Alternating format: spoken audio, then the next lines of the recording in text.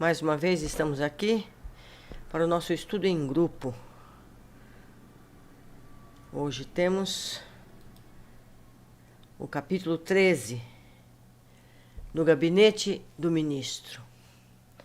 Com as melhoras crescentes, surgia a necessidade de movimentação e trabalho. Decorrido tanto tempo, esgotados anos difíceis de luta, volvia-me o interesse pelos afazeres que enchem o dia útil de todo homem normal no mundo. Incontestável que havia perdido excelentes oportunidades na terra, que muitas falhas me assinalavam o caminho. Agora, porém, recordava os 15 anos de clínica, sentindo um certo vazio no coração.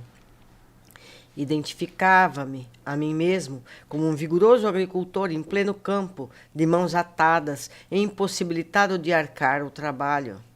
Cercado de enfermos, não podia aproximar-me, como noutros tempos, reunindo a mim o amigo, o médico e o pesquisador. Ouvindo gemidos incessantes nos apartamentos contíguos, não me era lícito nem mesmo a função de enfermeiro e colaborador nos casos de socorro urgente. Claro que não me faltava desejo. Minha posição ali, contudo, era assaz humilde para me atrever. Os médicos espirituais eram detentores de técnicas diferentes. No planeta, sabia que o meu direito de intervir começava nos livros conhecidos e nos títulos conquistados. Mas naquele ambiente novo, a medicina começava no coração, exteriorizando-se em amor e cuidado fraternal. Qualquer enfermeiro, dos mais simples em nosso lar, tinha conhecimentos e possibilidades muito superiores à minha ciência. Inexequível, portanto, qualquer tentativa de trabalho, por constituir, a meu ver, invasão de seara alheia. No puro de tais dificuldades, Lísias era o amigo indicado às minhas confidências de irmão. Interpelado, esclareceu. Por que não pedir socorro a Clarencio? Atendê-lo-á, por certo. Peça-lhe conselhos. Ele pergunta sempre por sua pessoa e tudo fará a seu favor. Animou-me grande esperança. Consultaria o ministro do Auxílio. Iniciando, contudo, as providências, fui informado de que o generoso benfeitor somente poderia atender na manhã seguinte, no gabinete particular. Esperei ansioso o momento oportuno. No dia imediato, muito cedo, procurei o local indicado.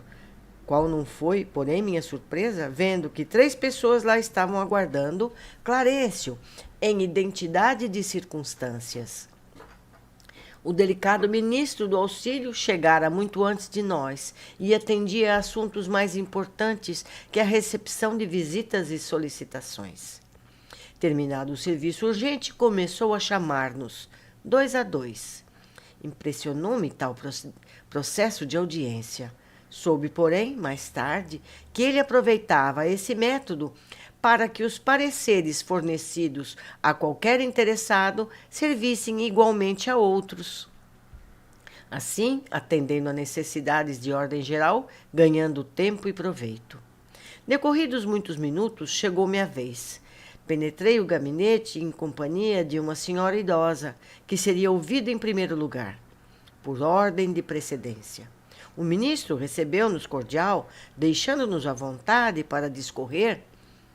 Nobre Clarencio, começou a companheira desconhecida, venho pedir seus bons ofícios a favor de meus 2 filhos. Ah, já não tolero tantas saudades. Estou informada de que ambos vivem exaustos e sobrecarregados de infortúnios no ambiente terrestre. Reconheço que os desígnios do pai são justos e amorosos. No entanto, sou mãe. Não consigo subtrair-me ao peso da angústia. E a pobre criatura se desfez ali mesmo em copioso pranto. O ministro, dirigindo-lhe um olhar de fraternidade, embora conservando intacta a energia pessoal, respondeu bondoso. Mas se a irmã reconhece que os desígnios do Pai são justos e santos, que me cabe fazer?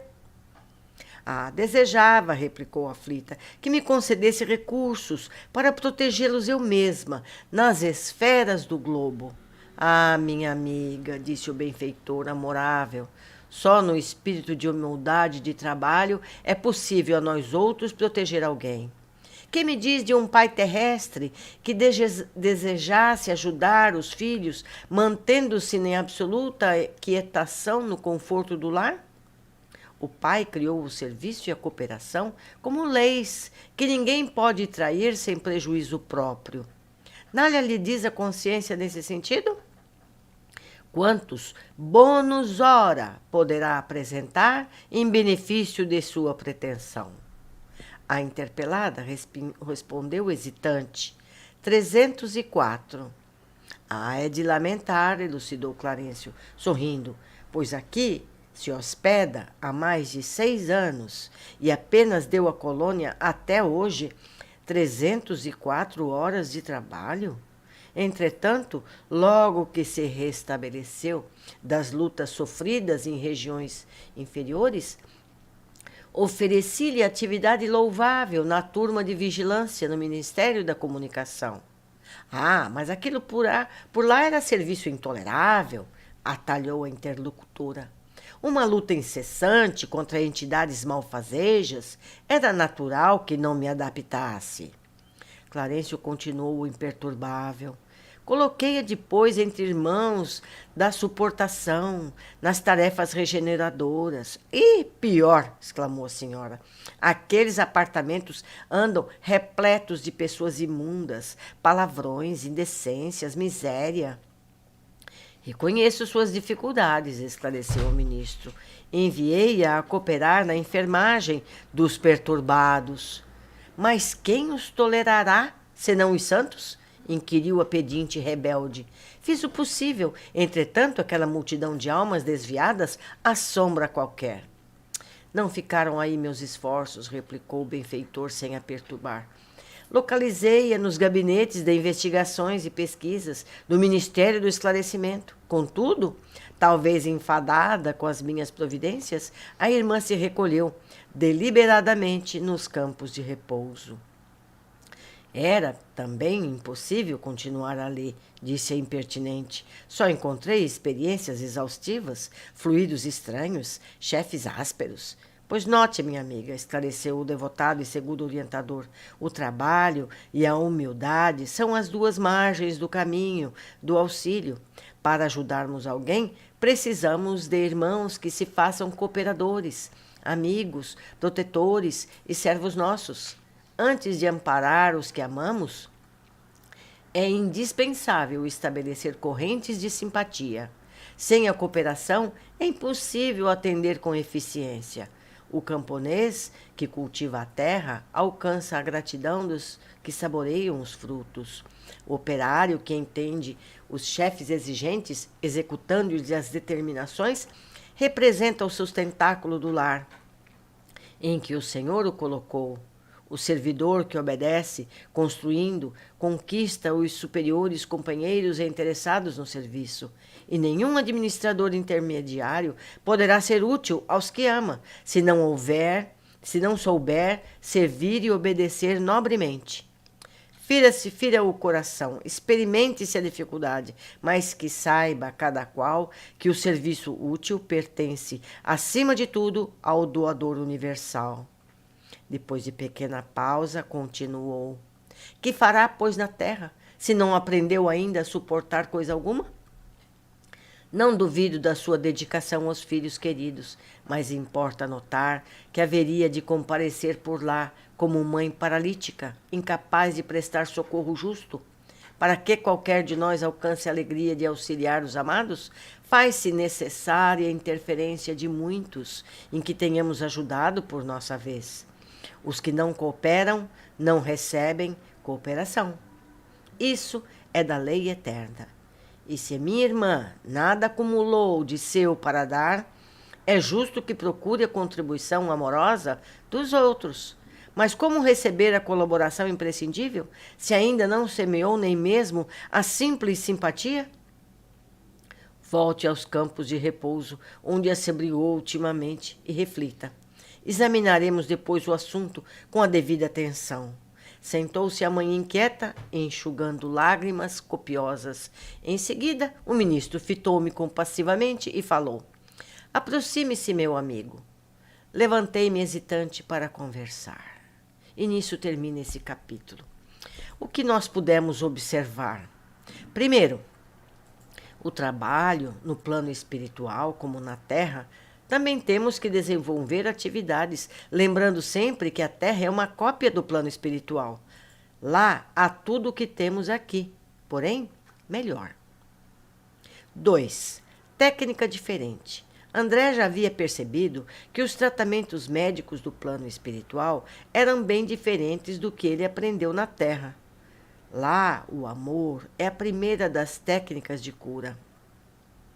Terceira observação, bônus hora. Também no plano espiritual, somos recompensados pelas atividades que temos. É possível que fiquemos inativos, mas dessa forma não teremos recursos para merecer ajuda extra, uma residência ou qualquer coisa além do básico. Eu lembro aqui que me foi contado uma vez que as pessoas que trabalham com crianças, seja no plano encarnado ou no plano espiritual, recebem bônus horas em dobro. Porque não é fácil, né, gente? Quarto item que nós encontramos. Precisamos cooperar para receber cooperação. É a lei universal que precisamos contribuir com o bem comum para merecer também que nos ajudem em nossas necessidades. Quem nada faz pelos outros não recebe também cooperação. O que Kardec nos conta a respeito desse tema, principalmente sobre o trabalho? Lemos no Livro dos Espíritos, capítulo 3 inteiro fala sobre o trabalho. Na questão 678, Kardec perguntou: em os mundos mais aperfeiçoados, os homens se acham submetidos à mesma necessidade de trabalhar? A resposta: a natureza do trabalho está em relação com a natureza das necessidades. Quanto menos material são estas, menos material é o trabalho. Mas não deduzam daí que o homem se conserva inativo e inútil. A ociosidade seria um suplício, em vez de ser um benefício. Na questão 680, não há homens que se encontram impossibilitados de trabalhar no quer que seja, cuja existência é, portanto, inútil? A resposta: Deus é justo, e pois só condena aquele que voluntariamente tornou inútil a sua existência, porquanto este vive a expensas do trabalho dos outros. Ele quer que cada um seja útil de acordo com as suas faculdades. Então terminamos aqui mais um capítulo. Aguardo vocês em breve. Espero que tenham gostado. Até mais.